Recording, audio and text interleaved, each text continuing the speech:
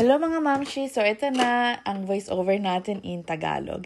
So ngayon pupunta tayo sa BC Women's Hospital kasi may follow-up appointment ako in regards to my gestational diabetes. So ang appointment ko today is with the doctor, with the nurse, with the dietitian, at with the physiotherapist. Pero bago nga tayo pumasok, kailangan ko muna mag-goodbye kiss kay Kuya Natnat at saka kay Baby Jace kasi hinatid nila ako dito sa hospital.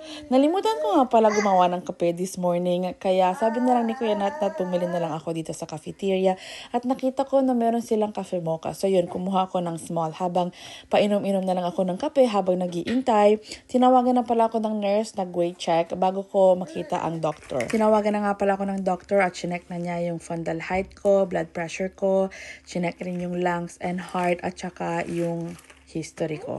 Habang nasa hospital ako, syempre updated naman ako sa mag-ama ko. So nag-send si Kuya Natnat ng video nila ni Jace habang nasa laundry.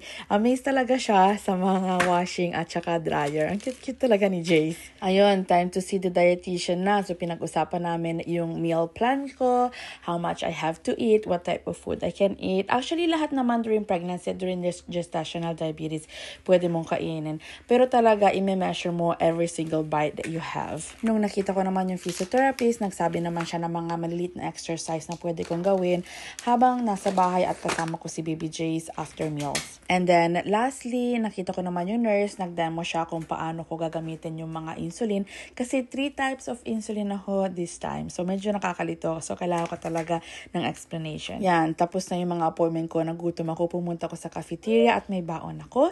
At ayan na ang mag-ama ko. Nandito na sila kasi ang next appointment naman namin ay ultrasound. I-check naman namin si baby girl this time. After nyan, hindi pa tayo uuwi kasi may doctor appointment ako sa family doctor namin at pupunta rin tayo sa pharmacy kasi magre-refill ulit tayo ng prescription ko at mga supplies para sa mga insulin injections ko. Ayan nga, ready na lahat. Pwede na tayong umuwi finally after a very long day na puro appointments ako today.